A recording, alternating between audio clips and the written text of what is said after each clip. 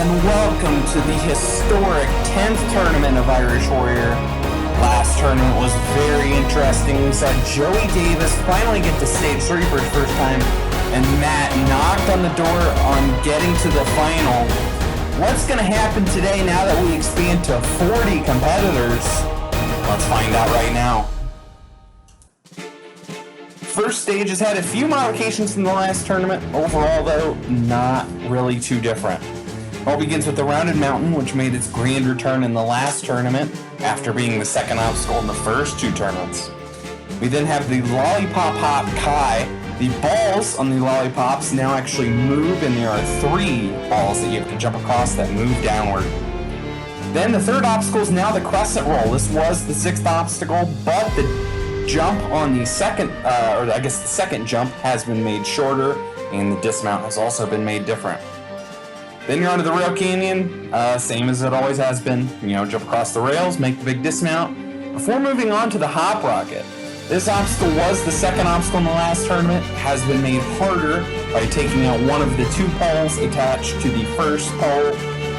So it's a harder jump onto the first pole. You jump your way across and get onto the new obstacle, the diamond bath. Competitors will have to jump on each of the sides of the diamonds and then jump from the top to each side of the next diamond. It's a tricky obstacle, even though it looks so simple. Then you're onto the slider jump. This obstacle has been made slightly harder. The track has been made slightly shorter, and the net was pushed back very slightly, so the jump is about a foot farther, not too much harder, but it is technically harder. And you climb your way up the net of the cargo climb before getting onto the swivel swing. You know it by now. You just gotta, twist the slings around, or you can make each jump and make that very difficult final jump onto the mountain cross. You make the hodgepodge of crazy jumps, and then get your way onto that final platform and hit that buzzer. And if you do it in 2 minutes and 30, which is 5 seconds more than the last tournament, you're moving on to stage 2. And we're going to get right in the action here with Monkey D. Luffy 479. This is a name that some of you guys might recognize. This was the rando that did very well on Sonic Fans course last week. So, technically he did run this course first, but then, Sonic's course came out first, so, what are the rules? But he's done very well in the first 2 obstacles, and he gets the first jump on the Crescent Roll. Very well done. But now the second jump, it has been made easier, but it's still difficult, and he's taken a lot of time to set up for this. Can Monkey find a way to beat the Crescent Roll? He goes, he slides down, but is still able to hang on. And Monkey is through the Crescent Roll. We actually have a rando through the Crescent Roll and onto the 4th obstacle. I actually was not expecting this. This is very impressive. Now going for the rail canyon. Well, it was fun while it lasted. Yeah, you overjumped the first one, and that was anticlimactic. Now we move on to Tico 9437, another rando, and wow, that was really bad. He walked backwards off of the second circle there, and now he will give his support to MXVEX. Hopefully he was just giving him support and wasn't trying to rub off his lack of jumping ability on him. But he does get through the first obstacle, and now going for the Lollipop Hop. And oh no, he jumps way too early off of that first ball. Did not get the distance to get to the second ball. And unfortunately, a multitude of our randos have been struggling with this as well. We had Exited Enigma, who did not even get up on the first ball. Then King Shaggy went for a little bit of a different approach, trying to shoot the balls off of their pedestals, which would be a disqualification had he gone for the obstacle, but then he decides to run back and celebrate his clearing of the first obstacle, which actually reset the balls. I don't know, this is very strange. He walked alongside the edge of the platform there, just threatening a course out, too, to make it even worse, and then jumps and doesn't even sniff getting on the first ball. ZZXYO was able to get on the first ball, but was not able to get up onto that second ball. Then Aaron Havajos or Havajos or whatever you want to say it. Either way, he wasn't even close and he face planted on the pole. And then we had Matt G. Slake, who was able to get a nice punch on the ball, but that was about it. Alright, Gray Ash now. This guy was trained by Joey Davis, so we'll see how they do. Good training, Joey. Well done. Let's go to another fast forward. Avoided Mango. Realized he left his oven on and went on a right turn to go turn that off. Tweedledum was in the middle of a civil war with one of our next contestants. He was able to get through the first obstacle, but he really showed he was a Tweedledum by not having any sort of momentum going onto the Lollipop Hop. And then a Fake Dog 12 wearing number 12 completely botched the Rounded Mountain.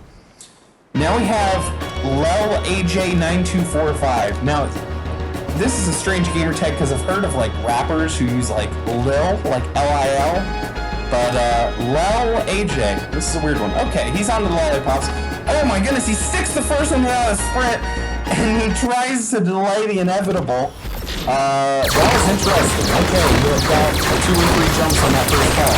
But now we have Answer. This is the guy who Tweedledum was fighting with, but he gets to the first obstacle with his Sentinel Beam, and now he's moving quickly through the lollipops. Can he get through this? The second rando, yes! Answer gets through the lollipops, gets that first jump on the Crescent Roll, setting up for the second. Oh, and he almost got it, just a little bit short. Unfortunate.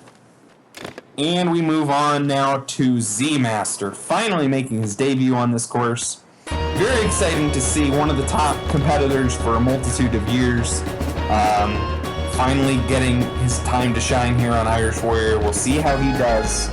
Again, has not seen any of these obstacles, so we'll see how his jumping prowess will handle them. And of course, easily through the lollipops for a man of his skill, but now this is a difficult one. The Crescent Roll first jump, second jump, yes, he is through it. And now for the Rail Canyon. He sticks the first pole there, well done, and now he's making his way quickly across. Saving here, not going super fast on it, but he gets through nonetheless. Now going for the Hop Rocket. He lands a little far back on the tramp. He can't get the distance he needed to cover the distance. You have to wonder if him facing that obstacle for the first time, him not being in the last tournament, was a big disadvantage for him. But still, good to finally have Z-Master on the course, and hopefully we'll see him back here in the next tournament. As we have a returning rando, this is the Chief. I will not say that first word again because it sounds bad. He was the guy who spent like 2 years before the double slants in Tournament 8, and then he failed an easier first obstacle today. That was pretty good. Alright, now this guy, you might go, who in the world is this? And that's what was my reaction when I first saw this guy's gamer tag. Meet Your Meat, formerly known as Demigods. No one knows why he changed his gamer tag. He's not really given a reason why. Demigods is a better gamer tag, in my opinion. And I will continue to call him Demigods. But, yeah, I don't know. That's the dilemma we're in. He made his debut tournament 7. He filled the very end of the Rail Canyon. Last time going down on the Hop Rocket. One of many. It took out a lot of people in the last tournament. But now, Demi going for the replacement second obstacle. It's a little bit easier, and he gets through. And now going for the Crescent Roll. He goes way high in that first jump, and now going a little bit of a serpentine run up for the second jump, and he gets through. Demi on his first go at the Crescent Roll gets through that, but not the Rail Canyon. He misses the first jump. He goes from failing the last jump to the first jump on the obstacle. That is interesting.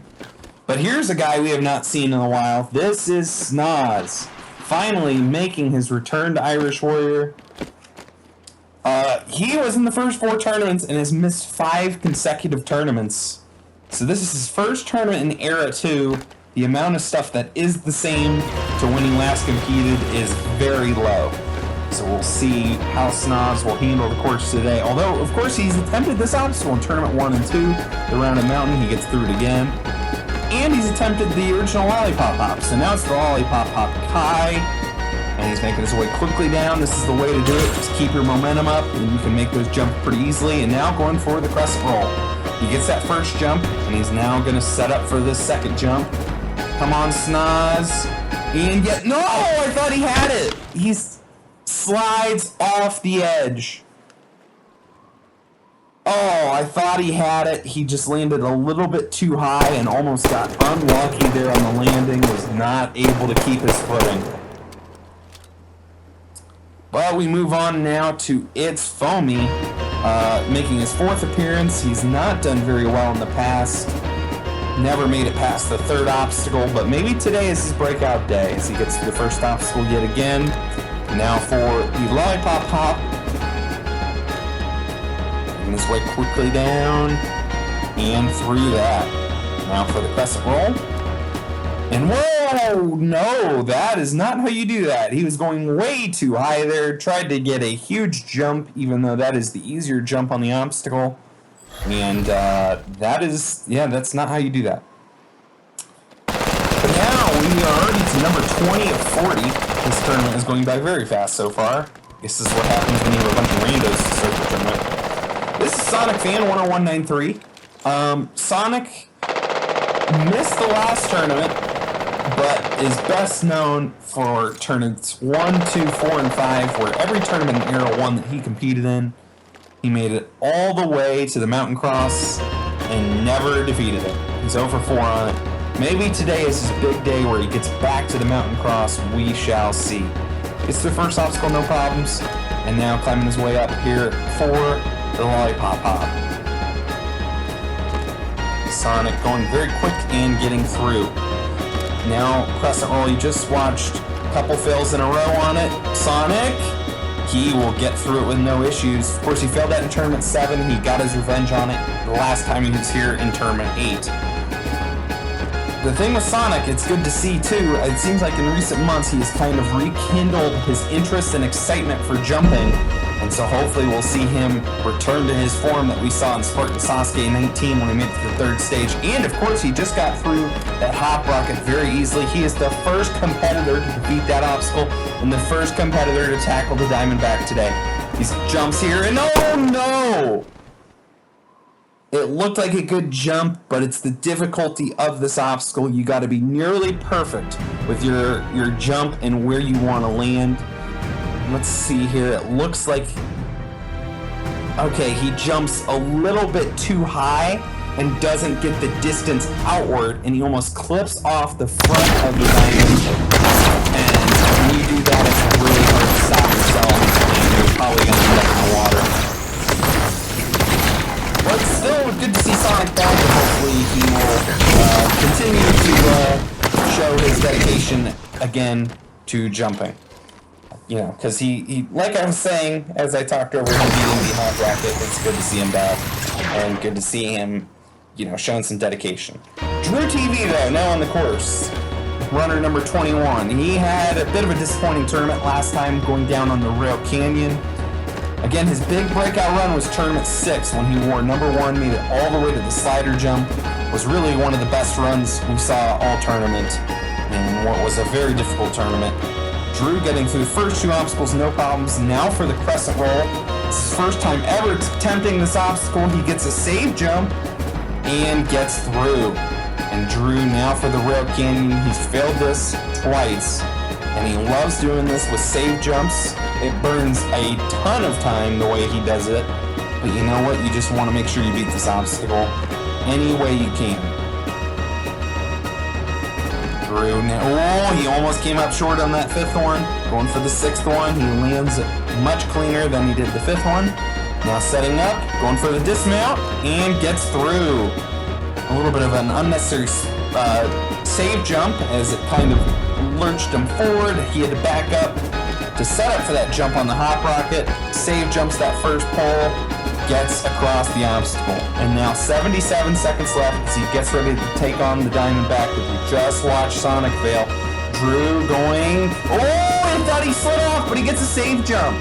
And now, he's going to swerve the camera guy. He's going to go left. He's going to save jump again. Now you got to get your way up to the top to make that dismount easier, and he does. Drew is the first competitor to defeat the Diamondback, and he's back at his personal best position here. It's the slider jump. 48 seconds left. He has no chance of clearing with the time he has left. Let's see how far he can get. And he makes the first drop and immediately slides off. A bit surprising there for Drew. In Tournament 6, he failed to jump onto the net. Today, he fails very early on the ride down. A bit unfortunate there, but, you know, an impressive performance. The best run we've seen so far today. So, good job, Drew TV. And now we have his buddy Tricky Cyrus, who, like Drew, went down on the Rail Canyon last time. He set up for that dismount and ran off the pole. Besides that, he's been pretty good in this era, so we'll see which Tricky Cyrus will show up today. He gets through that first obstacle, no problems. And now for the lollipops. He never got to attempt a lollipop obstacle before. The only tournament he was in Tournament 2, he failed before the lollipops. And now for the Crescent Roll, he makes that first jump. Lines up, goes for the second jump, and he goes way far out. He goes for the second farthest peg. And that was probably a bad decision. And it has cost Tricky Cyrus today. It's an early exit for him. But now we have one of our special runs today. Bubba Ace, one of many competitors making their landmark 10th appearance. Bubba has been in every tournament. He's shown great support for this course. And obviously, Tournament 3, he had his big standout moment in Halo jumping when he beat the first stage and made it all the way to the ball glider. We'll see if Bubba can find a way to rekindle the magic here today. Era 2 has not really gone his way. He had a great run in Tournament 8, although last time going down on the Rail Canyon. He gets to the lollipops today, the food obstacle, and now going for the Crescent Roll. The other food obstacle goes to the second one, and he gets the jump. Bubba now 2 for 2 on the Crescent Roll on his career. And now he's taking some time before the Rail Canyon. Again, he's failed this obstacle twice in the past, Tournaments 6 and 9. Oh, he almost slid off that fourth pole, but he is still okay. Goes straight for the 620 in the dismount, and he gets the job done. And now for the hop rocket. He is taking a lot of time to compose himself. And now goes to the jump. Oh, he got a very sloppy landing on that, but was still able to stay on and get through. And now for the Diamondback. 80 seconds left. Bubba, he's going a little bit lower than our first couple competitors, and he slides off. He jumps a little bit too low there. That's the danger you run. If you jump too low on that diamond, you can slide right off and not have enough room to save yourself. But now we have Swantron 97, another top competitor who went down on the Rail Canyon in the last tournament.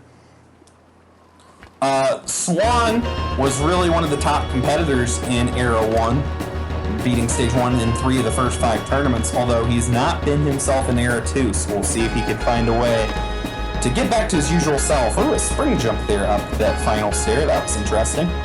Swan now going for these lollipops, and through that with no issues. Now for the Crescent Roll.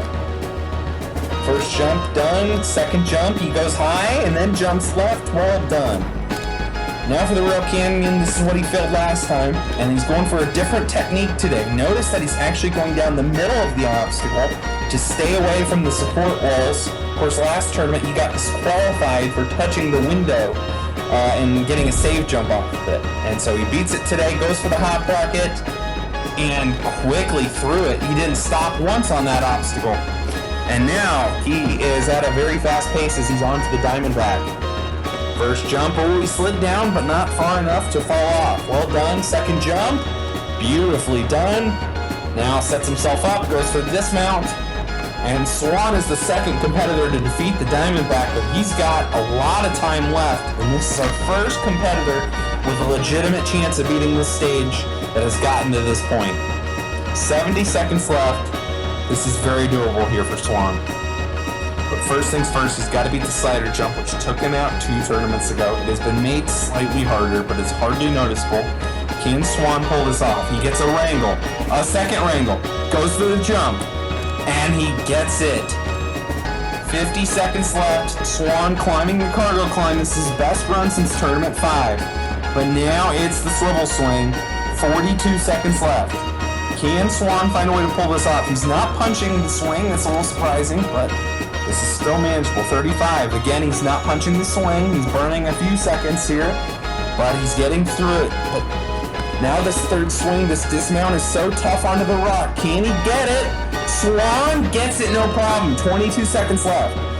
As he gets his way onto the doorknob, up onto the tube, up on top. 16 seconds left.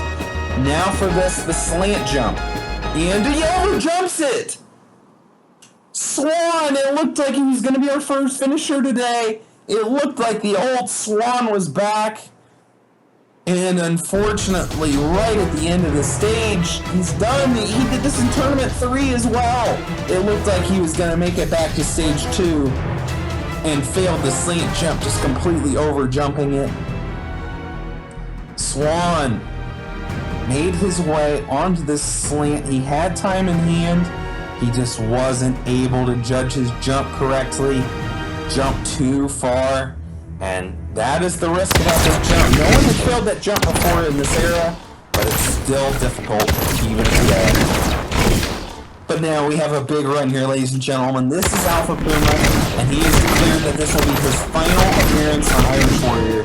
He's doing a retirement tour on really all the courses right now, and this is his final run on this course. So we'll see if Puma can go out in a blaze of glory. Of course, he's failed the Crescent Roll 3 tournaments in a row. First things first, he's got to get through this Lollipop Hop. And he does. Alright, round 4. Puma versus the Crescent Roll. First jump, no problem. This is the jump. Second jump. He gets a safe jump. And Puma defeats the Crescent Roll for his first time. Fantastic to see Puma finally defeat this obstacle on his final run. And now for the real canyon. He's never had a problem with this obstacle. And he will not again today. Now for the Hop Rocket. And he gets a bad jump on the tramp! But he saves it! He pulls himself back! I don't know how he just did that! Second attempt for Puma! Oh my goodness, he lands the first pull, second pull, and Puma gets through the obstacle. I have no idea how he was able to pull himself back there. And now for the new replacement 6th obstacle, the Diamondback. First jump, no problem. Second jump, gets that as well, makes his way up to the top. A dismount here. And yes, this is Puma's best run in this era. And he is on to the slider jump with 67 seconds left. He is a little wobbly on this barrel. 1 minute to go. Puma's just got to stay in position here as he goes to the second drop. And now he's got to start thinking about this dismount. Puma goes for it. And Puma comes up short! No! It was looking so promising. And just like that, Puma's career on Irish Warrior has come to an end. One of the all-time greats in Halo jumping. It looked like the jumping gods were on his side today. He finally defeated the Crescent Roll. It wasn't the cleanest jump. It wasn't the cleanest landing. But he was able to get that safe jump and get on through. And then this Hop Rocket, it looked like it was going to be the end. He got a bad jump, but was somehow able to pull himself back. You can see the crowd were shooting at him. They thought he was done too. But Puma believed in himself, found the way to get back onto the platform, get a second attempt, just like what Atlantic did in the last tournament. And then Puma was able to land that first pole and make his way across this obstacle.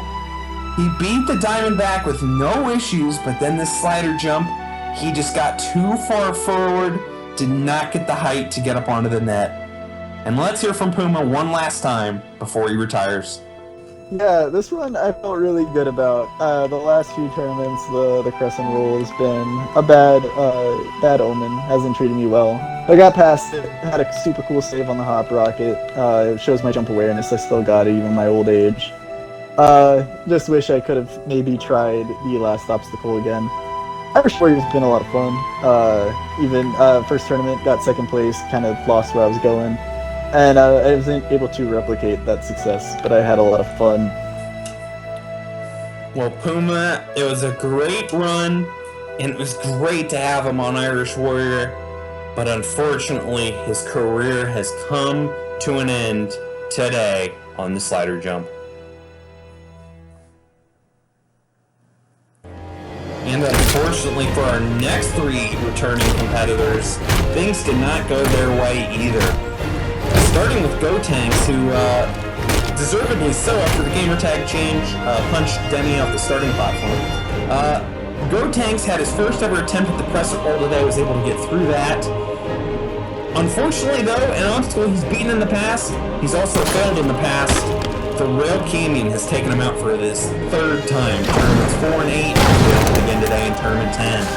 Then we had Daddy Cheese, who had a breakout run in the last tournament, making it all the way to the slider jump last time. Today he went down on the Crescent Roll, which he beat in the last tournament. Was not able to pull off the double jump. And finally we had Chris. He has been very solid in this era. The worst run he's had was the slider jump. Unfortunately today, Chris went down on the Rail Canyon, was going quickly on it, and was not able to land that second pole. So now we have Flamosaurus, and he knows what it's like to fail early, because he did that in the last tournament. He went down on the lily pads in shocking fashion. Flame took a little bit of a different approach to practicing this tournament. Last tournament he put in a bunch of practice. This tournament not as much, and I think he put too much pressure on himself last time. We'll see how Flame does today. As he makes his way down these lollipops, no problem. And now for the replacement third obstacle, an obstacle he's never struggled with in the past. Second jump, he gets it, and Flame has improved on last time. And now for the Rail Canyon. This took him out in its debut performance in Tournament 4. He's not had a problem since, and he gets through again. Now for the Hop Rocket. Beat this last time, gets that first pole, the second pole, and gets through the obstacle. And now Flamosaurus will tackle the Diamondback. And he goes to the side, gets that first jump. The second jump, he gets it. Now sets up for the dismount. And Flame is through. And he's got 85 seconds as he makes his way up here onto the slider jump.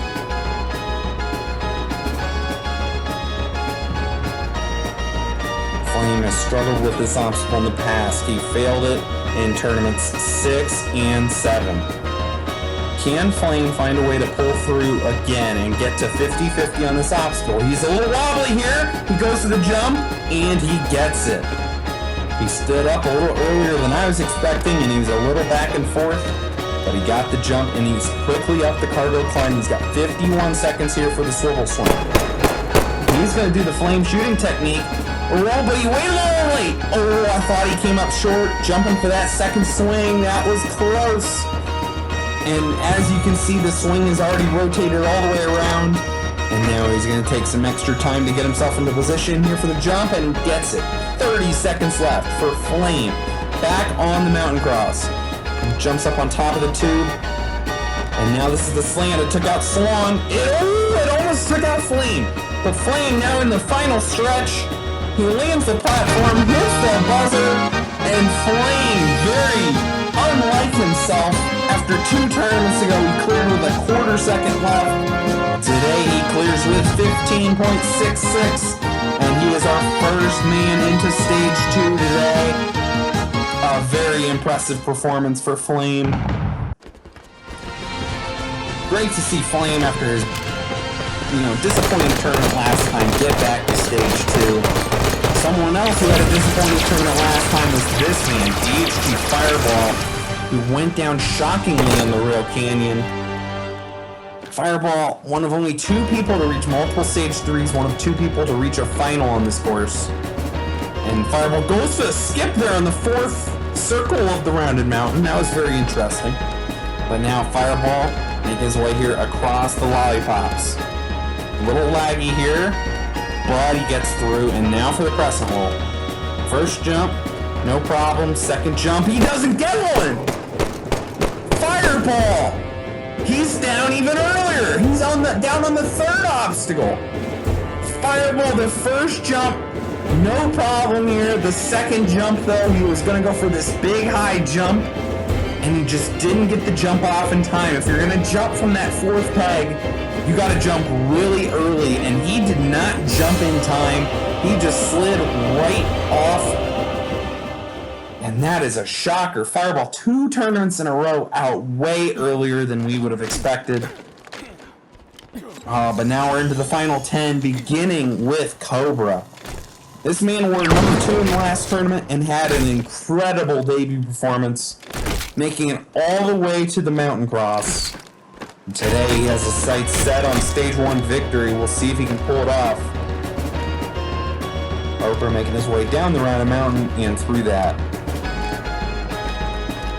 And after the Lollipop Hop, Cobra, a big fan of this course, a big fan of really all the Halo courses, gets through that obstacle. And now for the Crescent Roll, it just took out Fireball. Cobra will get the jump off and get through no problems. And now we have a dancing Atlantic champ on top of the Rail Canyon. It doesn't appear to be distracting Cobra, thankfully, because I don't know why Chumpy decided to do that. But Cobra gets through, and now going quickly into the Hop Rocket. He lands that first pole, goes right for the second pole, and right through. Very well done. And now Cobra on to the new obstacle, the Diamondback. He's going right to left. That's interesting. And he's going to switch sides and then go left to right and go quickly for the dismount. And Cobra's through that obstacle with incredible speed. He gets his way up here onto the barrel for the slider jump with 83 seconds left. Cobra will not do any dance moves on this slider jump today. He is business. He wants this cleared. 75 seconds left.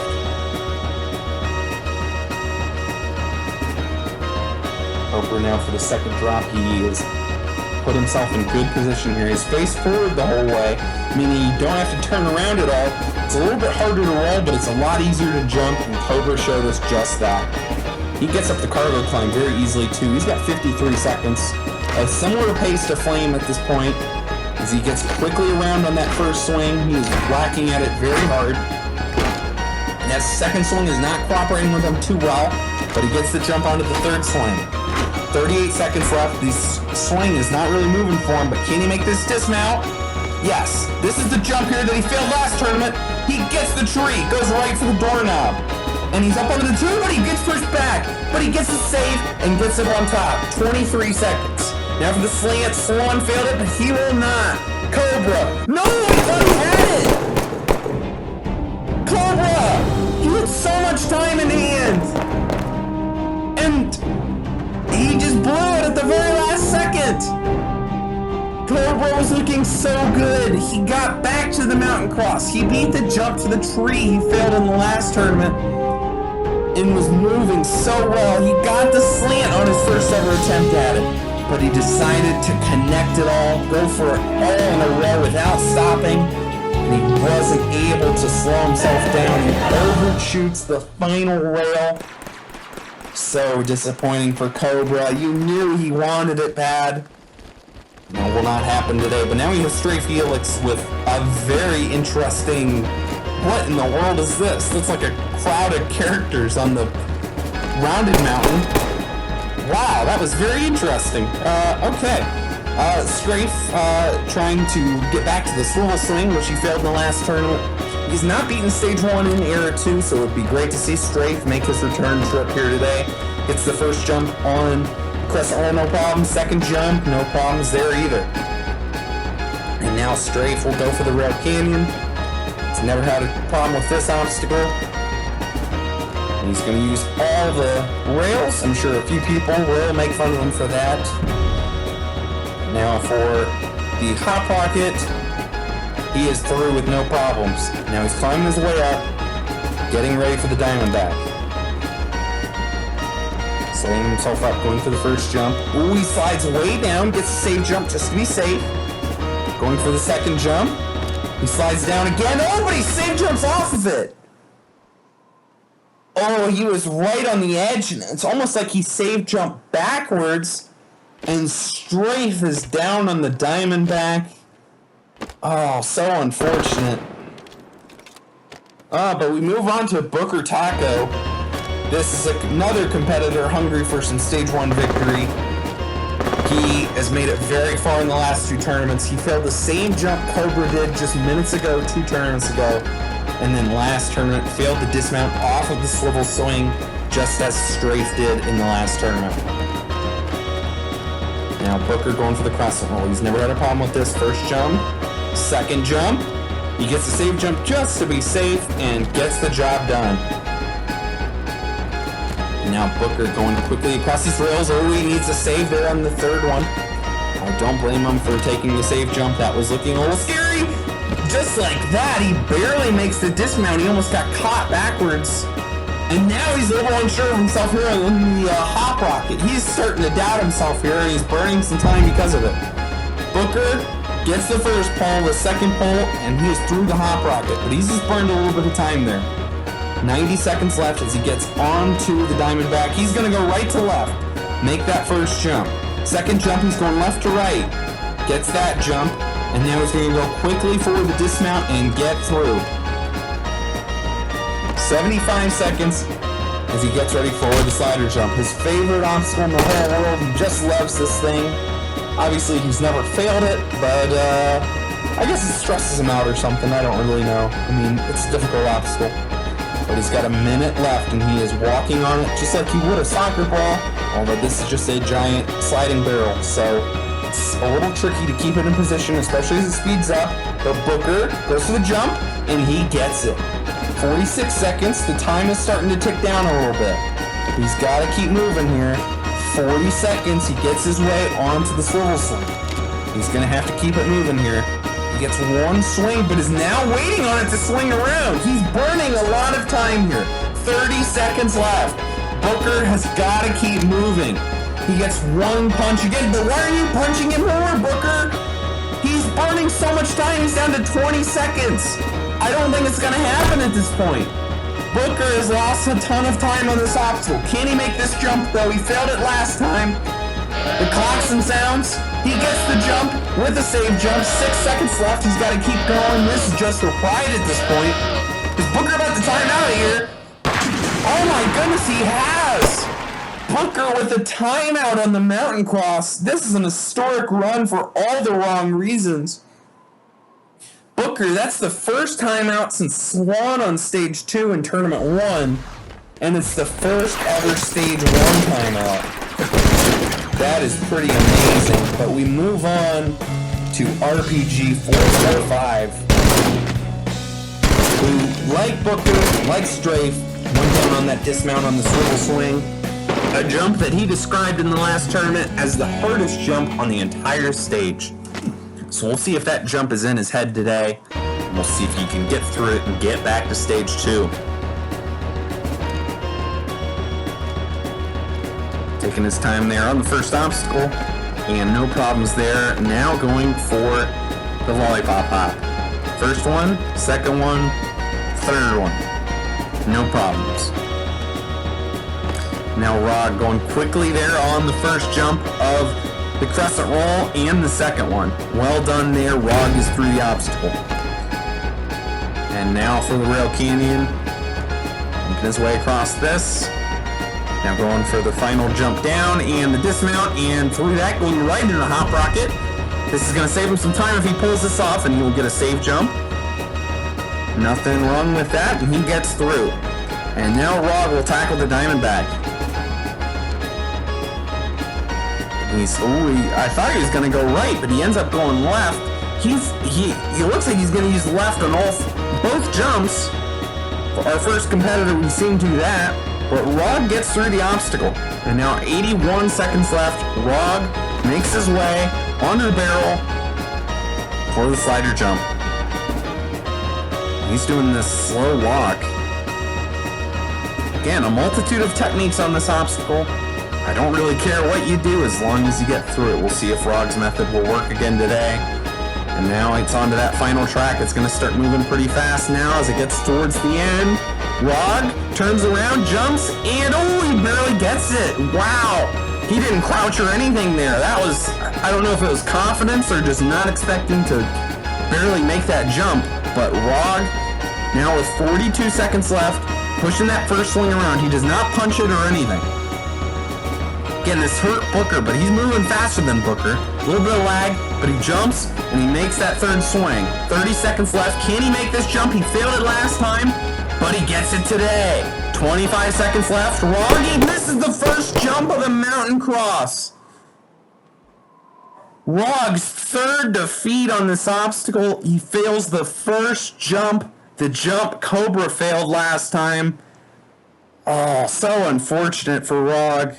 Denied in late stage 1 yet again. But now we move on to Petrillo Fam 4. This man was on the verge of timing out on the mountain cross last time, but was able to find the water with about a second to spare, thankfully for him, so he could avoid the history-making run that Booker just had. But anyways, these are the first 2 obstacles. Gets that first jump, and the second jump, no problems there on the Crescent Roll.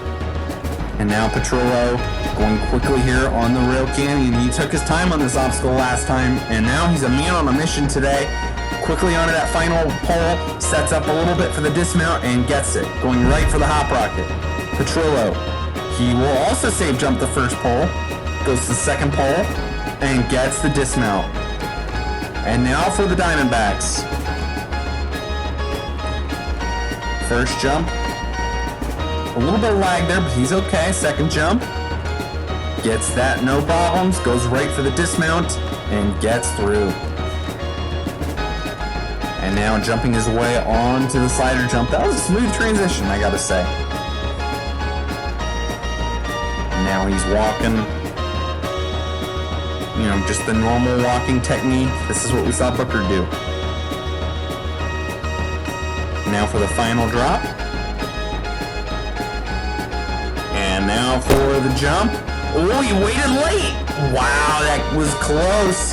He waited longer than I was expecting, but Petrillo was able to make the jump, get up the cargo climb, and now 50 seconds left. This is more time than he had last time. He's moved at a much better pace. But can he get through this? He's gonna, I assume, jump right to left, and he does. And now, will he jump left to right here? He likes doing this cross technique. Oh no, he won't today. He'll stay on the left side. A little bit of a change of strategy here. Petrillo now goes to the dismount. And a safe jump on the rock, and he will get through. And now safe jumps the tree. He avoids the fate that Rog just met. And now jumps up on top of the tube. And now for the slant. 15 seconds. He gets the slant. The first rail. The second rail, the final jump.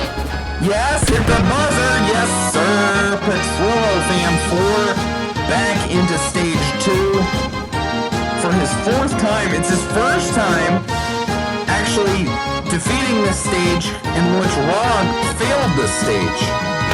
In the past tournaments 4, 5, and 8 were when both of these two beat the first stage. Petrillo breaks the streak today. And now 35 runs in, 2 clears out of these 35. We have 5 runs left to go. It's time to turn on the lights. And now it's time for Chumpy. This is interesting. Yeah, so Chumpy was told that he was wearing number 36, the first night run number, which is normally the number I give to Hunter, and you know, he thought about it, and he decided to dress as the phony imposter of Hunter Unit 751. So we'll see if he runs like Hunter Unit 751 and like actually takes his time. Because as we know, Chumpy has a big problem where he will make mistakes because he likes to go too fast.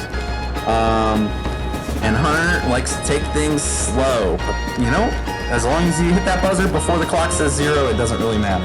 Chumpy through the first 2 obstacles, now for the Crescent Roll. Now, first jump was no problem. Second jump, whoa, what? He got a spring jump? I don't think I've ever seen Hunter do a spring jump.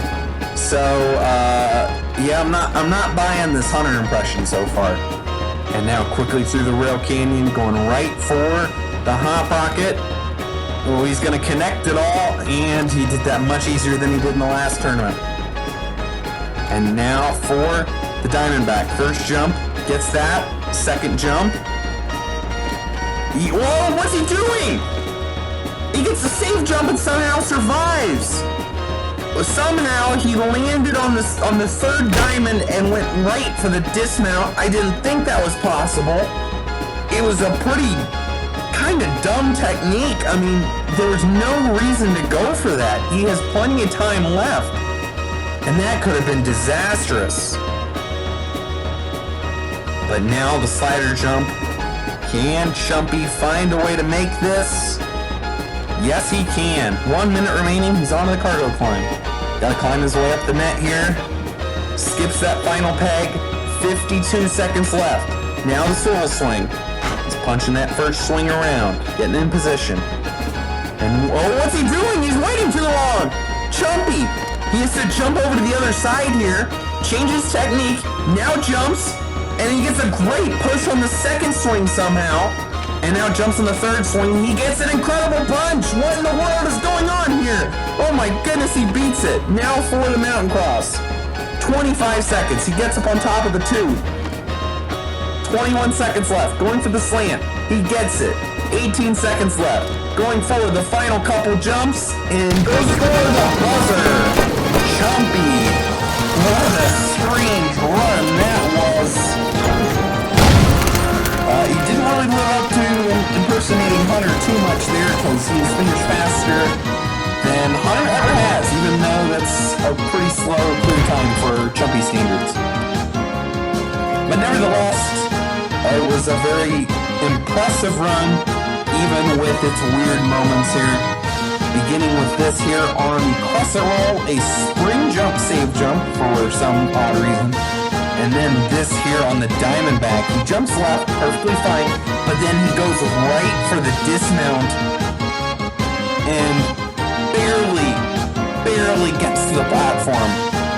Somehow is able to get the save jump off. And then, of course, he rode that swing too long on the first jump of the swivel swing, was able to correct himself, jump to the other side, and then make that jump.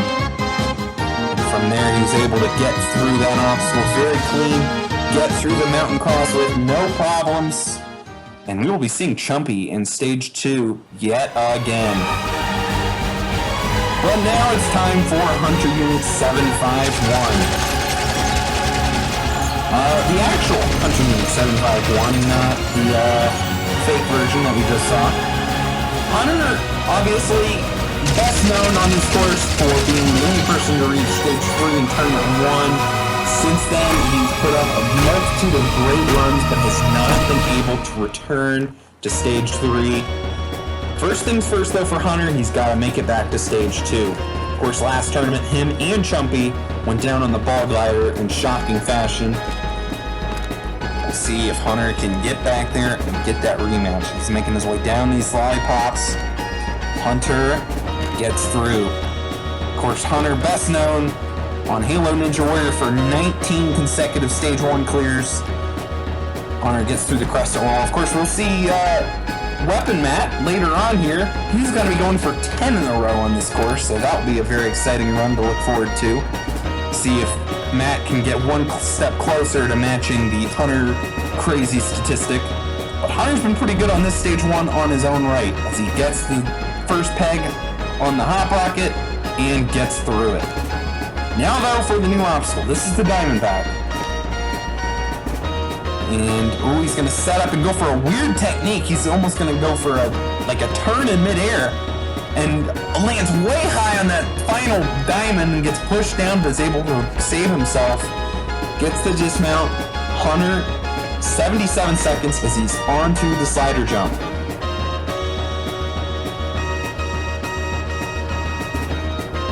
Hunter walking to the side, not crouching. See how he can handle this with this very difficult dismount here. It's always difficult. It's been made slightly harder.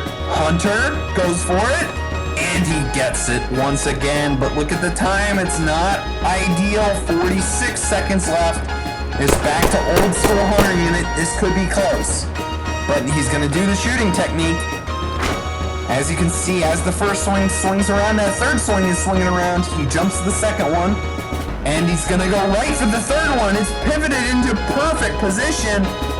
And now, going to take a moment here to set up for that final jump. And he gets it. 21 seconds left. Hunter on the tree, on the doorknob, gets up into the tube. Oh, he almost gets pushed back out of it. But he is okay. 13 seconds left. Hunter. He gets the slant jump yet again.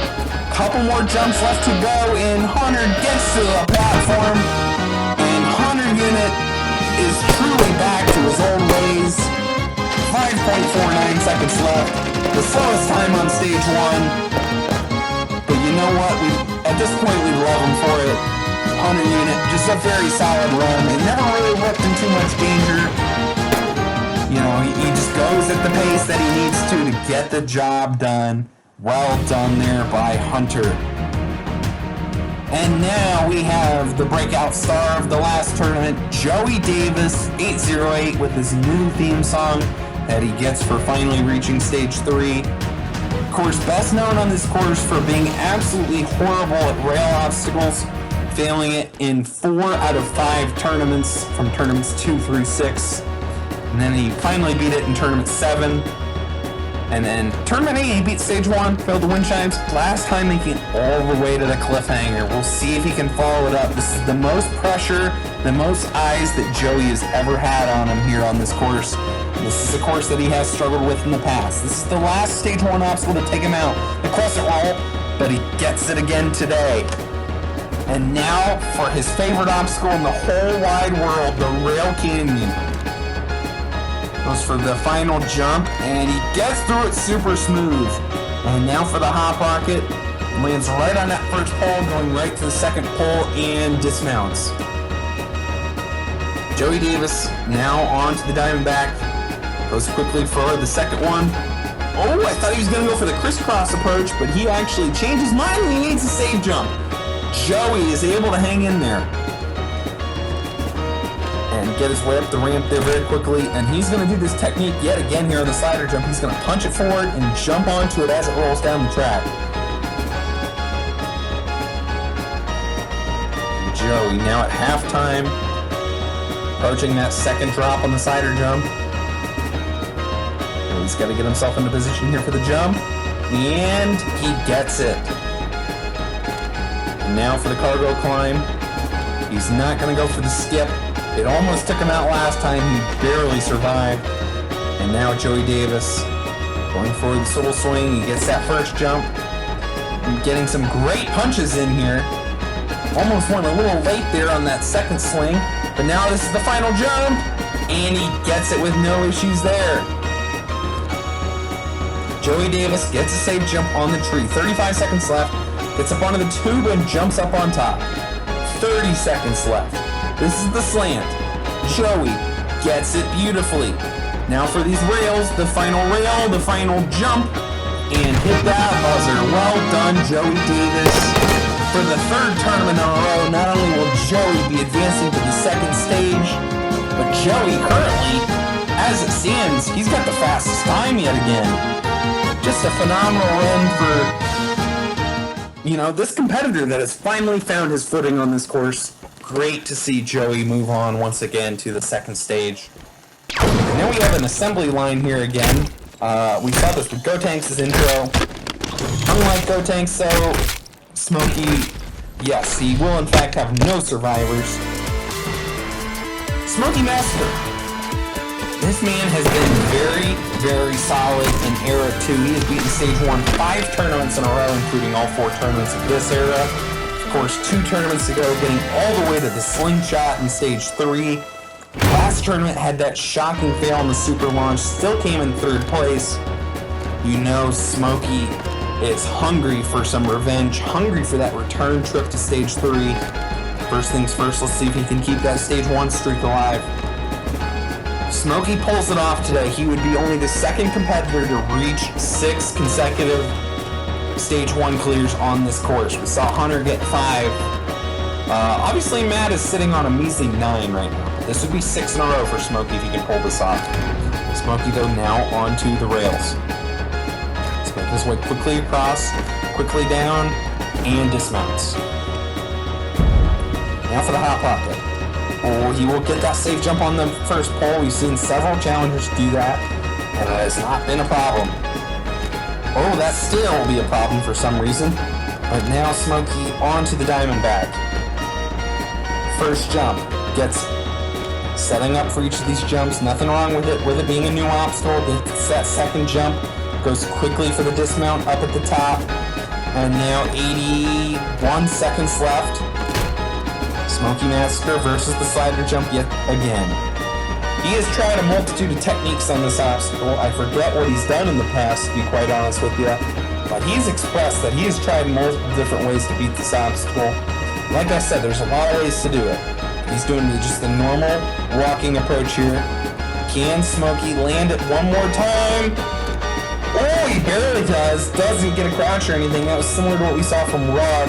But Smokey will get the skip. 50 seconds left. As he gets onto the swivel, he is punching, and he is clobbering that first swing. Oh my word! Second swing is the same story. Smokey used to not punch these swings, and now he's just having a field day at it. My goodness, look at the punch. He beat that obstacle like it was nothing. 30 seconds left, and Smokey gets up on top of the tube. 25 seconds left. He gets the slant, gets onto that first rail, the second rail, and Smokey Massacre gets the job done. The old, fast Smokey Massacre has returned after a multitude of close clears. Smokey Massacre with just a dominating performance, 17.44 seconds remaining. It never really looked in doubt. Just an impressive run there for Smokey, as they all now fly through the air on the main cannon things. I think Smokey may just went in the water. That was a little interesting. But yeah, we'll let them continue to celebrate as we watch this one more time. Smokey, after he used to just not punch the sword swing, he used to use his body weight, got incredible distance here by punching. I believe he was punching the bottom, like the base of the swings, and he was getting incredible momentum, especially here on this third swing. This punch here, look at this, it swings like right at the target. It made that jump very, very manageable. He was able to get through the rest of the obstacle. And while Smokey might have just earned himself a random drug test for the strength he just showed on the swivel swing, he's also earned himself another stage 2. Well done to Smokey. And now, one final run. This might be the run we've all been waiting for. Maybe the biggest run to date on stage 1 of Irish Warrior. This is Weapon Map. And it goes without saying, he's been very good on this course. He's 9 for 9 on stage 1. This would be a huge milestone here. Can Matt get 10 in a row? Obviously, he'd love to get back to the final stage of this tournament, but first things first, he's got to focus here on this stage 1.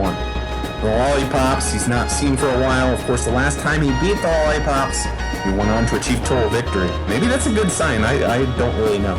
But now he's going for the Crescent Roll, going here for the second jump. Oh my goodness, he got a very sloppy save jump and somehow survived. A little scarier than I would have expected there from Matt, but now he's going down these rails, goes to the dismount, and gets through. Hop Rocket. He struggled with this obstacle a little bit last time, but he gets through very clean today, and he's up top getting ready for the Diamondback. The last new obstacle in his road to 10 in a row. Gets that first jump, the second jump. Matt, he slides down a little bit, but he's able to hang in there. Goes to the dismount, and it will not be a problem. 85 seconds. Matt moving at a great pace. And he's going to punch, get that thing moving before jumping on. He's going to do this technique that he likes to do where he walks back and forth to keep his position the same here on the slider jump.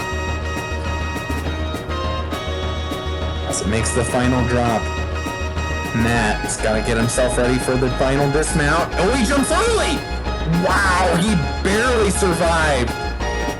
That was closer than I would have expected, but he gets to skip as well. 53 seconds left. He is going to get on to the swivel swing. No punches there on the first swing. And it looks like he's not punching either on the second swing. But he's getting a lot of momentum going. This is very impressive. Can he get the final dismount? He jumps early! But Matt gets it. 34 seconds left.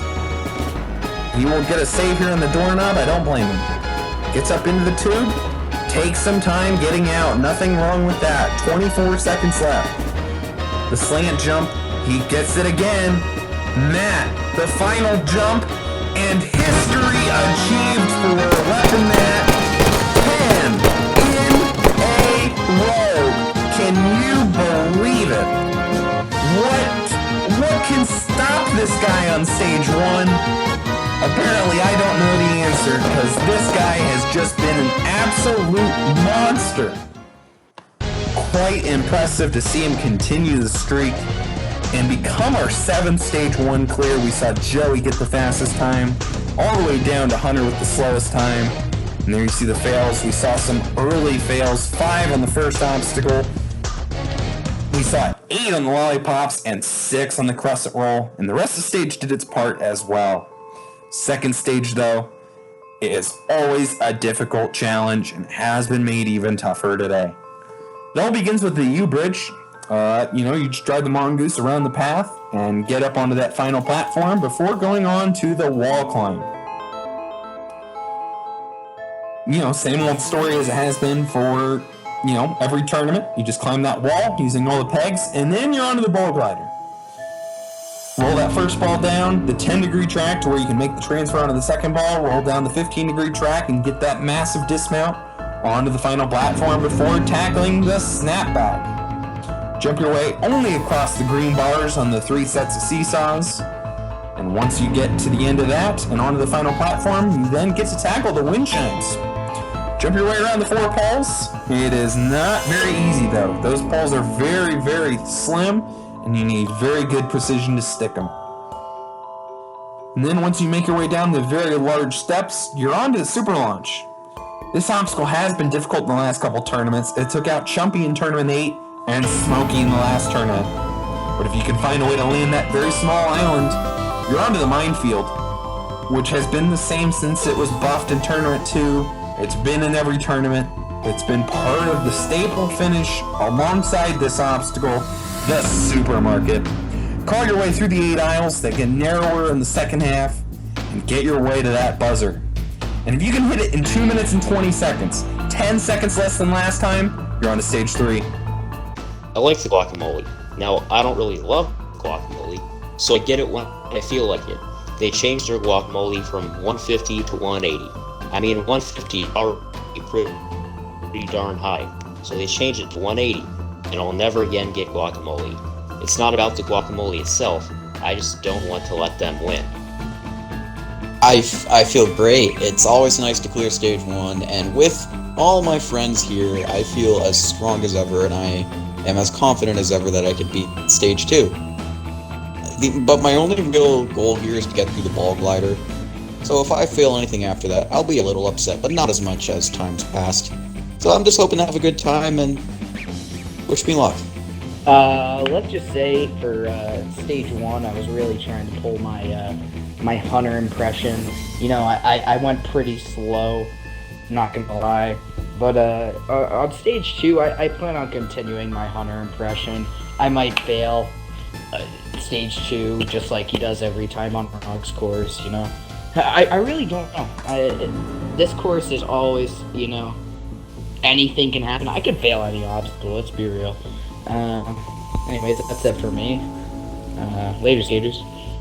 Well, I'm pretty happy to be back on stage 2 again for the 8th time, which is, 8 times out of 10 is pretty impressive. And, the other 2 when I failed, I got pretty deep in stage 1. So stage 2, on the other hand, has been a real show.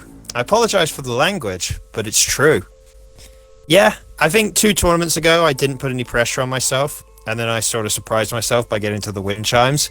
And because I got there, I maybe put expectations on myself to get there in the last tournament, and then I failed the ball. So You know what? This time around, I'm just gonna go out there, see what happens, give it my best, and hopefully get as far as possible. And who knows what that will produce. It felt good to get through stage 1 again, but stage 2, I don't know how I'm gonna do here. I could fail the first obstacle, I could clear, but I just want to get back to stage 3. I felt really good on stage 1. There were some new obstacles on there, and some others that kind of got moved around, but I thought it all worked together very well. I liked the stage, and I felt very confident on each obstacle. Stage 2, obviously, where I do not feel as confident, mainly because there are mongooses involved, and I will never be as confident with any mongoose obstacle as I would be just regular jumping. But even with the regular jumping, there's still really tough obstacles, so no matter what I do, I'm not ever out of the woods on stage 2, so it's going to be a lot of work to get through the stage again. Yeah, it's definitely nice to be here for a 10th time, you know. The stage 1 run was probably my cleanest of the renewal era, so it felt nice to just have a smooth run on that again. The second stage is the exact same, but the time limit is probably going to be the big issue for me, just so I don't make a careless mistake on any other obstacle because of that time limit. Well, 7 competitors remaining to tackle this very difficult second stage, beginning with Flamosaurus. 10 seconds have been cut off the time limit since Joey Davis's insane stage 2 clear in the last tournament with 28 remaining. Flame gets through that U-bridge with no problem, and now he will have to tackle the wall climb. It's making his way up pretty smooth, but wow, he almost overjumped that 5th peg. And he is trying to spring jump these, but then he makes a mistake there. This is a very sloppy wall climb here for Flame as he gets his way up to the top and gets through, and now we'll have to tackle the ball glider. Flame lost a lot of time on this obstacle in the last time he was here in Tournament 8. He's doing this much faster, gets that transfer well done. 85 seconds, now making his way down. Oh, he's a little wobbly, but he's hanging in there. No wrangle, and he gets the dismount. 75 seconds now for the snapback. And wow, he almost overjumped that first pole, but he gets a good save jump to stay on it. And now he's on the second seesaw, jumping for the second half, and he comes up short. Flame could not match the height and the distance. He just jumped too far out and could not get the lift he needed. Unfortunate there. And that is the end of Flame's day as we move on to Petrillo Fam 4. Petrillo desperate to finally get by that ball glider. We'll see if today is the day. Pretty smoothly through the U-bridge, no real concerns there. And now for the wall climb. This took him out in Tournament 4. He's climbing though at a good pace. A very good pace. And he's up to the top with no issues. Now onto the ball glider.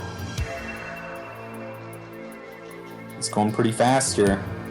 He's just got to keep it under control. Petrillo goes to the transfer. Gets that. That was the jump he failed in Tournament 5, but it was this dismount that he failed in Tournament 8. Can Petrillo pull it off? He's rolling down. Goes for the dismount. And Petrillo has done it. It's a personal best for him.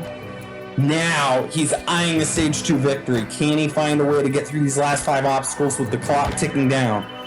Gets onto that second seesaw, the snapback. He gets that jump that Flame just failed. Big lag, but he transfers onto the third seesaw and gets through. Now for the wind chimes. Petrillo, he sticks the second pole. He sticks the third pole. Petrillo sticks the fourth pole. The single greatest wind chime performance I think we will ever see. He just beat that obstacle in about 10 seconds. Now for the super launch.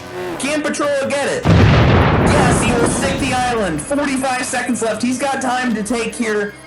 Just gotta get through these last 2 obstacles. The Minefield. Taking them one at a time. He's looking in good control. He just can't let the moment get to him. He's just got to make every single one of these jumps. Petrillo takes every jump, and he gets the job done.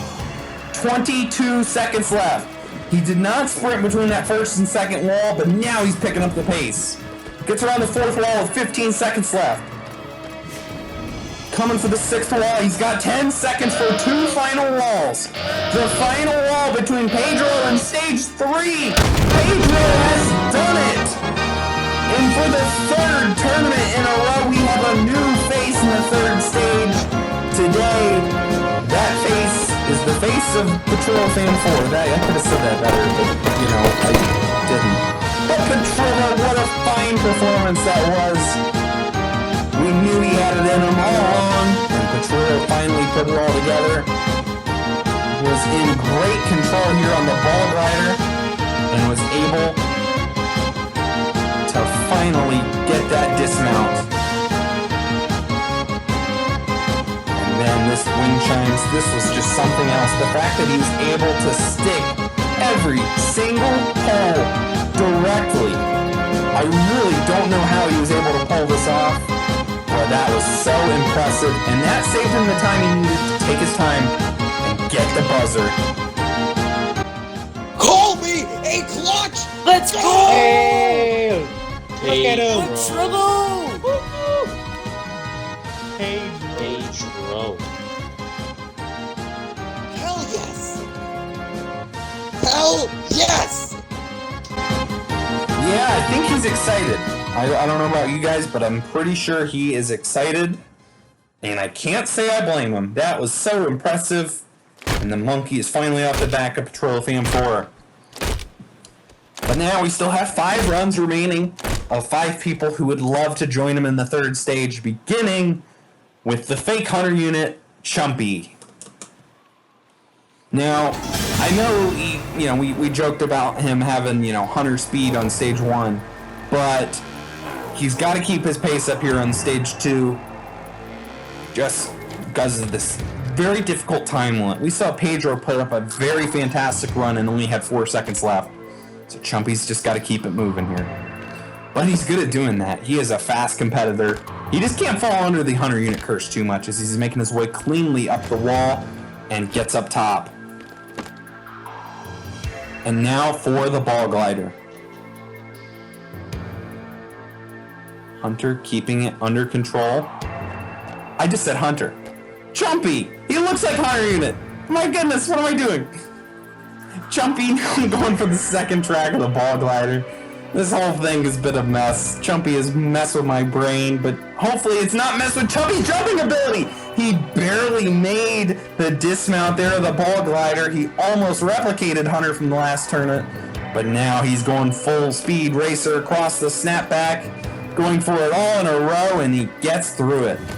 Now for the wind chimes. This took him out in tournament 6.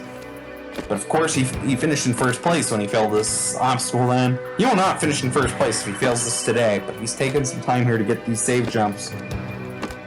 He is really struggling with this third pole, and suddenly he is losing a lot of time here. But he's finally able to get it. He goes to the fourth pole, he goes right for the dismount, and he gets there. But as you can see, 45 seconds, this is not a whole lot of time. This is the super launch. He failed this 2 tournaments ago. Can Chumpy pull it off? He jumps, and he can't land it! Chumpy is down again on the super launch for the second time in a row making it here. It's such a simple obstacle, but it has done some damage for Chumpy here. Just was not able to land it. Tournament 8, he came up short. Tournament 10, he over jumps. Oh, so unfortunate to see, but now we have the actual Hunter unit 751. See, now I can say Hunter and not feel like a dumb idiot. Hunter was like Chumpy. He went down on the ball glider in the last tournament. He failed that dismount, finished in 4th place, which, don't get me wrong, I'm sure he was happy to keep his top 6 streak alive by doing that. But Hunter was really desperate to get back to the wind chimes and get back to stage 3. Of course, as we heard in the interview, he's put less pressure on himself today. Let's see if this works out.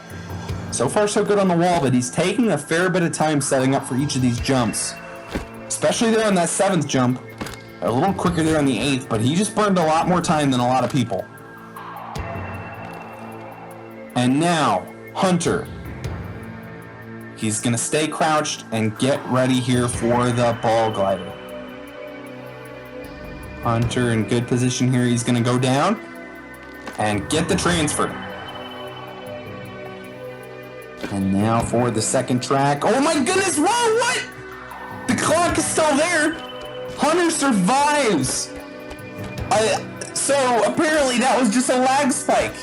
A miracle for Hunter, and I would assume Hunter did not see any of that, which is very nice, because that looked like the end of the road there for Hunter, but the timer is still there, and Hunter is still going, and he gets through the snapback. Now for the wind chimes. This obstacle took him out 2 tournaments ago. It was this jump here, but he's able to land it today. He is safe jumping around that second pole. It's burning him a little bit of time, but he gets onto the third pole. He sticks it directly. And now for the fourth pole. He's going to safe jump around this one as well. Goes to the dismount, and he gets it. Hunter's best run of Era 2. Hunter's best run since Tournament 1. But can he avenge the fake Hunter by beating the super launch? He can. He's got to keep moving, though. He needs to be perfect from here in. 22 seconds. This is the minefield. Hunter jumps straight across, but he clips a mine. Hunter, the back of his foot clipped a mine there on the third jump. It was looking so good for Hunter. It would have been so exciting to see him come down to the final obstacle and to see if he could have found a way to pull it off. But Hunter down on the minefield. Like I said, it's his best run since Tournament 1, so nothing to be ashamed of. But Stage 3 just keeps staring him in the face, and he just can't get there. But now we have Joey Davis, who is able to beat this stage in the last tournament. The stage is exactly identical, but 10 seconds getting chopped off the time limit. We'll see if that puts any additional pressure on him. Again, even with the run he had last tournament, he would have had 18 seconds left. So if he just puts up a good run here, it shouldn't be a problem, but he will make a mistake there on the wall climb. He comes up short there, and wow, he almost came up short again. But he was able to get up the wall, and now for the ball glider. Rolling his way down, Joey Davis goes to the transfer, and he gets there. And now rolling his way down that second track, he's going to go for a big wrangle and get the dismount with flying colors. Joey Davis onto the snapback. Gets right onto the first seesaw, gets a safe jump and stops on it. He almost overshot the second seesaw, but he gets a safe jump. And now he goes for the third seesaw and gets across that. Joey Davis back to the wind chimes. He's going to do the traditional technique. Yep, he's going to stick that second one with a short hop safe jump. The third one as well. The fourth one, he gets that no problem. Joey Davis gets to the platform. Joey Davis back to the super launch. 45 seconds left. He and Joey make the island. And whoa, it wasn't the cleanest dismount out of the goose, but he's able to pull it off, and now he's going to go for speed here on the mines. Joey Davis, it's a risky technique, but it has worked wonders for him. Joey now has time in hand to take his time on the supermarket if he needs to. 21 seconds remaining as he comes around the fourth wall. He actually is taking a lot of time on this obstacle, but I can't say I blame him. With stage 3 again in his sights, no need to rush. As long as that clock doesn't say 0, it doesn't matter. It was not anywhere near as pretty as it was last time, but Joey Davis has made some history here on Irish Warrior. He's only the third competitor to reach stage 3 multiple times, and he's only the second competitor to reach multiple stage 3s in a row. Right behind Weapon Matt, who has achieved 4 stage 3s in a row and is currently on a streak of 3 in a row. So, you know, he's kind of good, like I keep saying. But now we have Smokey Massacre, who is hoping to join Joey with a second stage 3. This is a little interesting here. He's got Gotenks in the back of the mongoose, and he's almost acting as like a second set of eyes for Smokey. Whoa, my goodness, he almost drove off there right at the very start of the U-Bridge. But I guess other than that early scary start, Gotenks is actually a pretty good set of eyes there. So a little interesting there to kind of have some outside assistance, but there's no rule against it, I guess, and it's a funny visual, so whatever. Smokey gets up that wall, no problem. And now for the ball glider. Smokey rolling down that first track, the 10-degree track. It's picking up speed. He's gonna go for a wrangle here on the transfer. Smokey lands in the front of the ball, and he touches the track. Smokey Massacre is down on the ball glider. His absolute nightmare obstacle that has gotten him again. Smokey for a third time. Tournament 2 it got him. Tournament 7 it got him. It's gotten him again in Tournament 10. He went for a wrangle here in the transfer, but he landed too far forward. Overshot the ball. And that is all she wrote for Smokey Massacre. Absolutely unbelievable. Did not see him going out there. But now one competitor remaining. Weapon Matt, for the 10th time, begins his quest on Stage 2. Can he join Pedro and Joey in Stage 3? Can he pull off an 8th Stage 3? And that would be just incredible. Now this wall. He's beaten it every tournament it's been in. Oh my goodness, but he makes a mistake on the 4th ledge. That's, again, a little earlier than he would normally mess up. But like we heard, he was worried about this time limit. He only beat the stage with 3.6 seconds left in the last tournament. 10 seconds being slashed. He needs to make up about 6 or 7 seconds to beat this stage from the last tournament. But now he's moving quickly here on the ball glider. Doesn't want to do what Smokey just did. And he'll make that transfer, but the ball will shoot forward. He's got to keep it under control. It's going pretty fast, but he gets a wrangle and gets through. And now Weapon Matt will tackle the snapback. He will stick that first pole. And he's going to go for the second one. Oh, he's going to connect them all! Oh my goodness, we haven't seen him try this technique in a while, but he pulls it off today. Weapon Matt tried that technique in Tournament 6 on that obstacle, and it resulted in failure. Today he pulls it off, and it saved him a bundle of time. And now he's making his way pretty clean here on the wind chimes. In the fastest to this point, he's got 56 seconds left as he gets ready for the super launch. Can he find the island? Goes for it, and he does it. 46 seconds left as he's back to the mines yet again. That time save on the snapback has allowed him to once again take these one at a time. And so far, so good for Weapon Matt. He's moving his way across. He's going to skip the last couple mines, and he's going to get back to the supermarket. 24 seconds left. Comes around the third wall, going to the fourth wall, 19 seconds remaining. It is looking good unless something crazy happens. Coming to the sixth wall, he gets there. The seventh wall, no problem. Eighth wall, gets around. He does a spin for style before hitting the buzzer with 5.88 seconds left.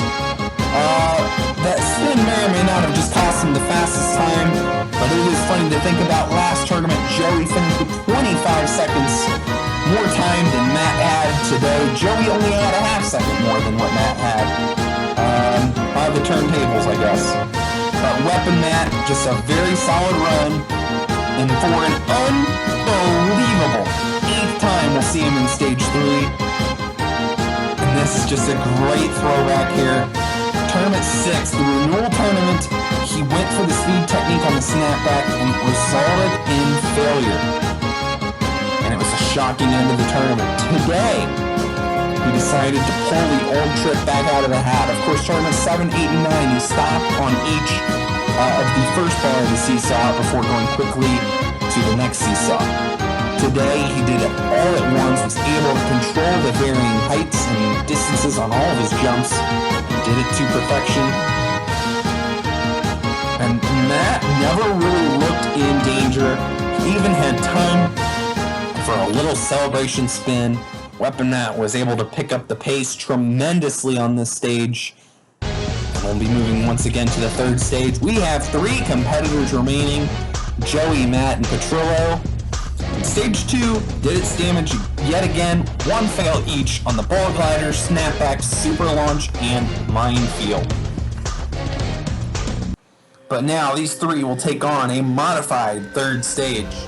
Has had quite a few changes, beginning with this new first obstacle, the discus throw. Competitors have to be very precise on this obstacle. If they get too close to the poles will bounce them off. However, if they get too far to the side, away from the poles, they could just fall right off and not even get onto the discuses. Whatever. The plural of discus. Then you move your way across the precision pyramid. Make your way across the 7 antennas, as you always do, before moving on to the cliff roller.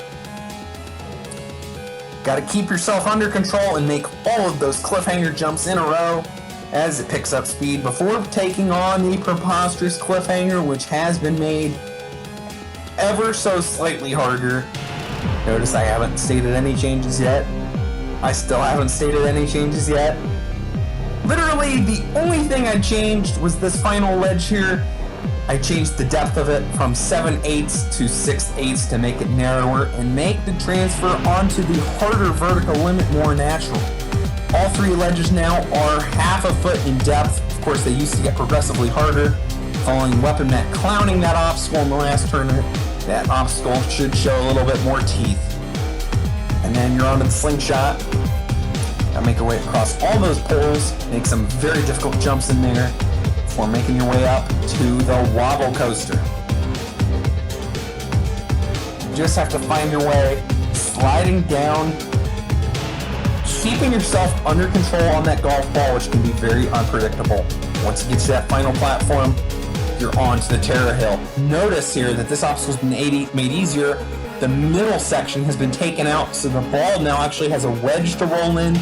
It should make it much easier to control, but it's still a very difficult obstacle and a difficult stage to get through. I was very happy to clear stage 2, but my main goal this tournament is just to have fun and put on a show for the fans back home, and I think I've done that so far. But I really think I have a shot at this stage 3 because all these obstacles I can beat. And even this last one, which I previously thought was impossible, I now think if I can get here, I might actually pull this thing off. And let's just see what happens. I know we're supposed to be talking about the course now, but honestly, me and Petrillo made the stage 3 together. I think that's what really matters here. And Atlantic being British really does not go well. So I think we just need to have a petition for Atlantic to not be British anymore. Because it's really hurting my insides, and it really making me want to fail the first jump at the stage, which I'm probably going to do anyway, because I did not beat the first obstacle. But anyway. That stage 2 run was pretty smooth. I had that one slip up at the very beginning of the run, but other than that, I was getting into a groove. The stage 3, worried about the first obstacle and the cliffhanger, as always, the cliffhanger, but I feel like I have a good chance of getting back to the last obstacle again and hopefully getting to the final stage for a third time, but it's just nice to be here for an 8th time. Well, quite a moment here. We have 3 competitors on stage 3. This is the second most we've ever had. Of course, the most we ever had was Tournament 5 when we had 4 here, and it resulted in a Weapon Mat total victory. So maybe this is a similar omen here today. We have some high confidence here from our competitors, as Patrol Fam 4 will get us going. He finally gets his big moment here on stage 3, and he'll be the first competitor to ever take on the discus throw, as he is fighting some major lag here. He's doing a good job keeping himself under control, taking his time for each jump. No time limit for a reason. And now this is the most difficult jump. This big drop, a huge lag spike, but he's able to get the save jump. Now this big high jump up, he gets it, no problems. Patrol Fam, now onto the precision pyramid. 7 antennas, 7 cables, whatever you want to call them. It doesn't really matter. All that matters, it's just making your way through it. Patrol at the halfway point, he's now going to make his way down. Looking good, goes for the final one, goes right for the dismount, and he gets through. Petrillo onto the cliff roller. see what technique he will go for. Will he go for one at a time? It looks like what he's doing here. That's what it seems like most people will do. They'll start doing one at a time, they'll switch to two at a time as this ball will progressively pick up speed. So you just gotta, keep yourself under control, keep your rhythm moving. Okay, he's gonna switch to two already. And now this is where you need just great presence to, understand how close you are to the end of this obstacle. As he is in fact getting closer, that wheel, the ball, is picking up speed. It's about to, it just hit the stopper actually. And Petrillo did a great job there slowing himself down. And getting onto the green platform of safety, or whatever this thing is called. Petrillo now on to the Preposterous Cliffhanger. Jumps to the curved ledge. Oh, he needs a safe jump, but he's able to get it. And now he'll take this long scenic walk around and get himself to the rest of the obstacle. Now, this upward section is arguably the most difficult section of this obstacle. This is the jump here that Matt failed in Tournament 7. Petrillo, he gets it, gets a couple good save jumps. Now this is the section Joey failed in Tournament 9. What in the world? Big lag spike! But Petrillo is able to get the job done. And now he will run his way down. Petrillo gets a good save jump there. He's gonna go right for this big crazy send jump. But he gets it. One final crazy jump to go. It's not very big, it's just got to, dealing with this smaller ledge. He's able to stick it, now making his way slowly down it towards the vertical limit. This obstacle has been made much tougher, so we will see what Petrillo will do. It looks like he is still going to try and stick it despite the changes made, and he has. As you can see though, he's not uncrouching. He is worried about if he uncrouches, he could slide off. But he's able to get the first transfer. And now it looks like he's going to try and stick this one as well. And he does. Walking his way across. Now, Petrillo goes for the final jump. Yes! Make his way across the final ledge. And he has made it.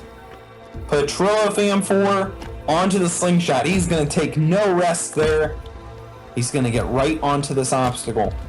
This obstacle, though, is a monster. We saw Smokey fail it in Tournament 8. We watched Matt beat it in the last tournament. Petrillo taking a little bit more time than both of them, though, setting up that first bar. You really are meant to pipe slide, or, move the bars on the second set. He's doing it here on the first set. Which, again, there's nothing wrong with that. You just gotta, get yourself in position to make each of these big jumps. Petrillo now going for the third bar. That was the jump that Smokey failed 2 tournaments ago. Petrillo able to get it today. Joey Davis down here watching his every move. Joey would just love to see Petrillo get to the final stage.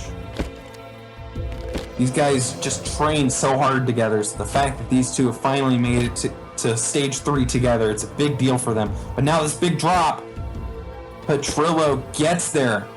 Well done there. And now he's going to have to he is in fact going to have to start jumping these all the way to the end to be able to get in position to make the big jump up to the next bar.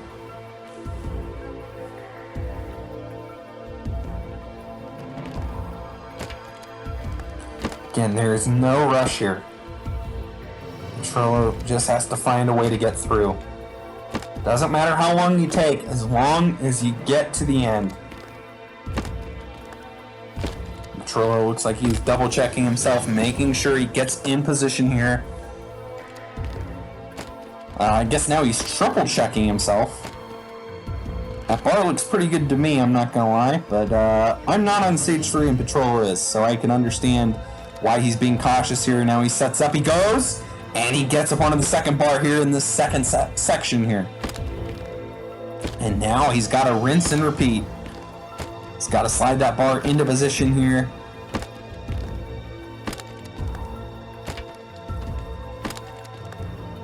Come on, Petrillo.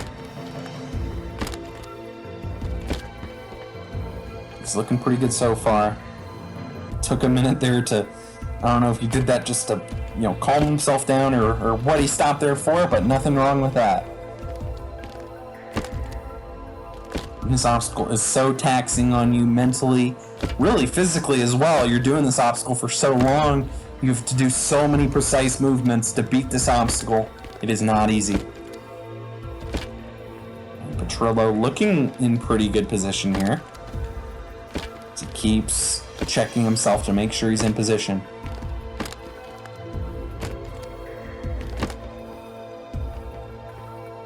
And now, he's going to turn to the other side.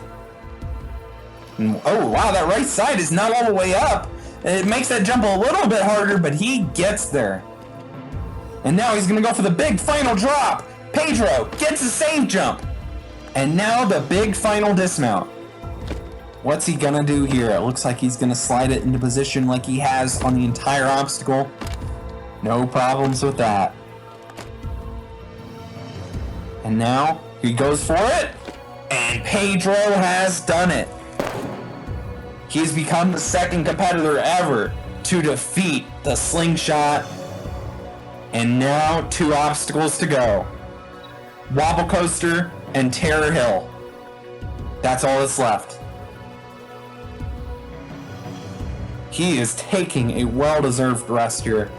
We kind of enforced 30 seconds, but not really that hard. This is about 30 seconds, so I was kind of like, dude, you spent like 10 minutes on this run, get onto the ball. So whatever. But now this is the Wobble Coaster.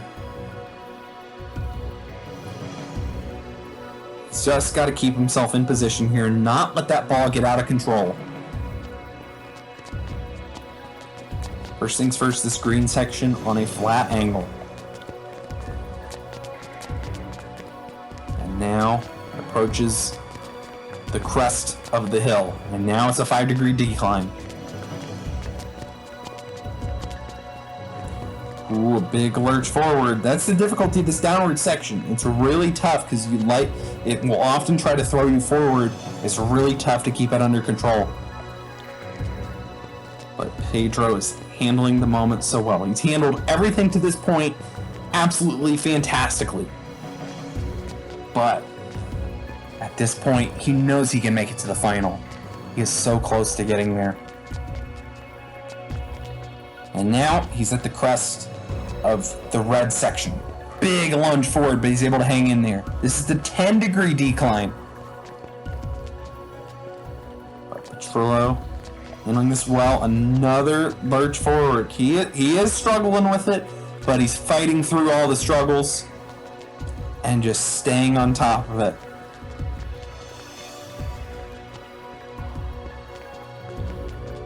It's almost at the bottom.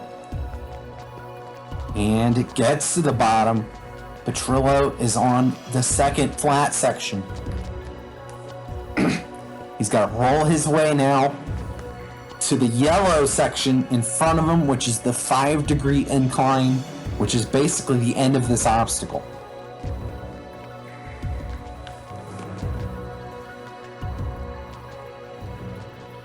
He's halfway through this green section. So far, so good.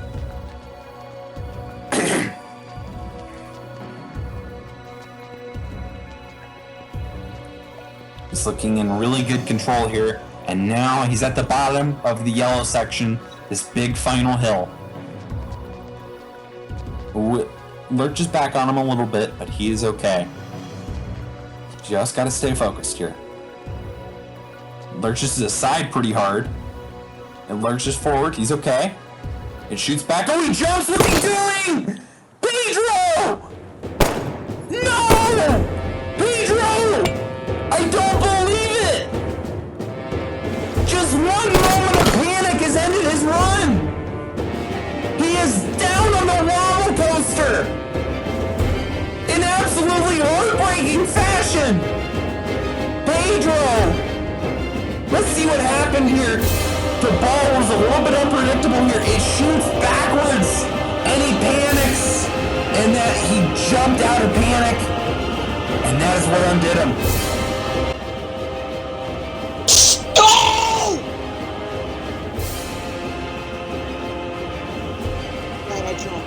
Why did I jump? Why did I jump? Why did I jump? Why did I jump? Why did I jump? Why did I jump? Why did I jump? Why did I jump? Oh.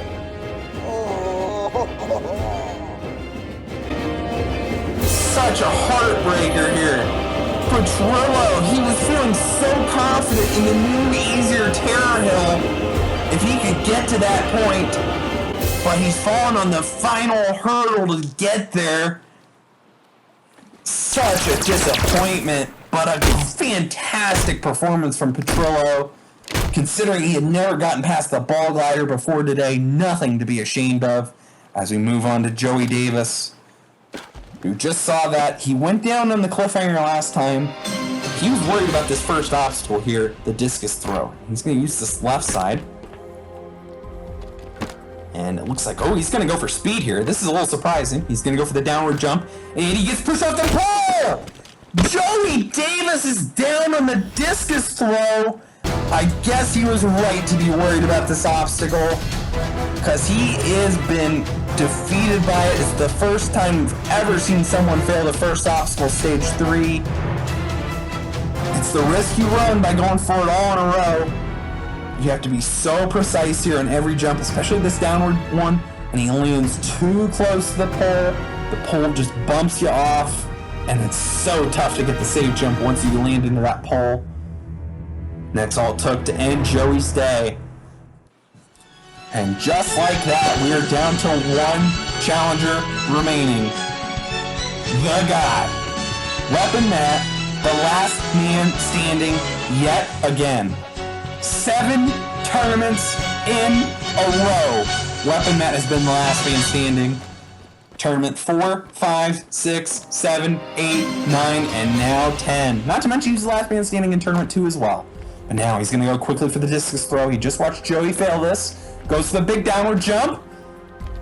And he gets it. The big upward jump, he gets that. I usually don't have to worry that much on the first obstacle, stage 3, but I do now. Weapon Matt pulls it off though, gets through the discus throw. He was also slightly worried about it, but he gets the job done. And now for the precision pyramid. Taking some time here on this 4th pole. A little surprising. You have to wonder if the nerves are getting to him. Or is he nervous? Like, is he worried about getting to the final? Well, obviously he wasn't too nervous to not pull off the 360 or whatever. But that was very uncharacteristic of Matt, I do have to say. He usually does not stop there on the precision pyramid. He usually will just go for it. But that's the thing with Matt. Oh my goodness, he does 3 spins as he gets onto the cliff roller. You know, he didn't hit a whole lot of his spins that he normally does in this tournament, and I think he's just trying to raise his mandatory spin quota.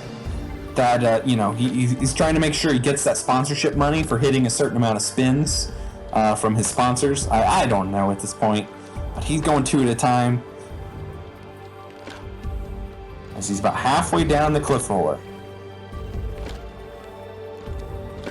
So far, so good. Matt, the wheel hits the stopper, and he gets a safe jump on that final ledge that he lands on. He jumps up and dismounts quickly onto the cliffhanger. He's going to go for that rounded ledge, get it, no issues there. And now he's going to shoot at the crowd. I believe Sonic and Foamy were here watching this stage 3 attempt, and now Matt going to go for this upward section. Of course, it took him out in Tournament 7. This is still not easy. Goes for this jump again, and he lands on the very back edge of it, is able to hang on. Now he's going to go quickly here on this section that Joey failed last time, but he will get it again. And now he's got to run down and make the big outward jump, and he gets it. And now he's got to set himself up for this big send jump. Arguably the toughest jump on the obstacle. Can he pull it off? Weapon Matt! He gets it again. Oh, he's going to need some extra save jumps, but now he lands it. And now this final crazy jump to the narrower ledge. Short hop, he will stick it. And now It's time for the vertical limit yet again. He failed this in Tournament 8, but obviously he stuck these ledges in Tournament 9. It looks like he's sticking them again. He's going to get another short hop and stick it. And he's making this almost as easy as it looked last time. He gets the final transfer and gets the job done again. Weapon Matt is back to the slingshot. 3 obstacles stand in his way.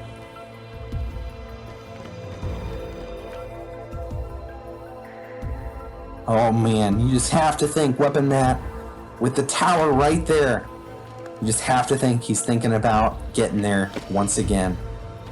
He gets the first upward jump here on this first section. As you can see, like I talked about, Petrollo was pushing these bars forward, Matt is just going for it. He took some more time there, he took a little bit of time to hesitate and just take a second to, compose himself. Just gotta stay in the moment here. What in the world? Okay, I thought that was the end of the tournament. That was really scary. Thankfully, that was only just lag. The lag has been very strange in this tournament for some reason. You think Tournament 10, the lag would, cut me a break and, make this tournament all clear and not stressful for the commentator, but not quite. But now Matt is on to the second half. He's got to get the bar into position here. Now he does this a little differently than Petrollo. Petrollo was almost pipe slider jumping right in the middle of the obstacle. Matt is going side to side here, and he's actually getting more movement on one side, but he's getting substantially less movement on the other side.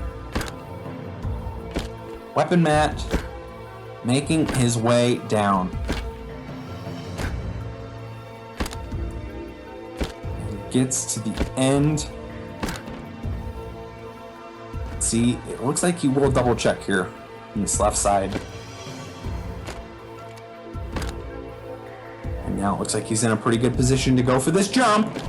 And he gets it. He's got to do that one more time.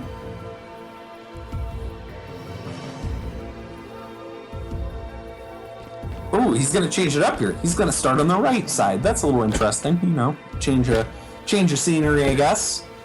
But he's getting quickly through that right side section. That looks pretty locked in. And now he's going to go back to the other side. He's going to shoot at Sonic. Oh, Joey is here as well. I apologize, Joey, for not mentioning him. But those are the 3 here in attendance. As Matt is getting this into position here on the left side. And now he's going to go for the big upward jump. He gets that. Now, one final drop to go. Matt, he gets the same jump, but he save jumps out. It's all over. Weapon Matt is down on the final drop of the slingshot. Every part of this obstacle is a challenge. He was able to beat it last time by controlling his momentum, landing squarely on the pole and getting a safe jump. And today he went for the same thing. He just tried to land squarely on that pole, but he jumped too far out, had too much forward momentum, and could not control it. He skids right off the bar, and there was no coming back. And it's hard to even consider this run as a disappointment, failing the 6th obstacle, stage 3. The Weapon Matt has to be thinking, what could have been? It was looking so possible this was going to be the tournament for him, but it will not be today. And with that, 40 competitors tried, 40 competitors failed. We've seen some incredible stuff in this tournament. And big props to Petrollo fan for a first place finish, coming right on the doorstep of getting to the final. We are so close to getting there, guys. Who is going to be the one to get to the final stage? Maybe we'll find out in Tournament 11. We'll see you guys next time. Thanks for watching.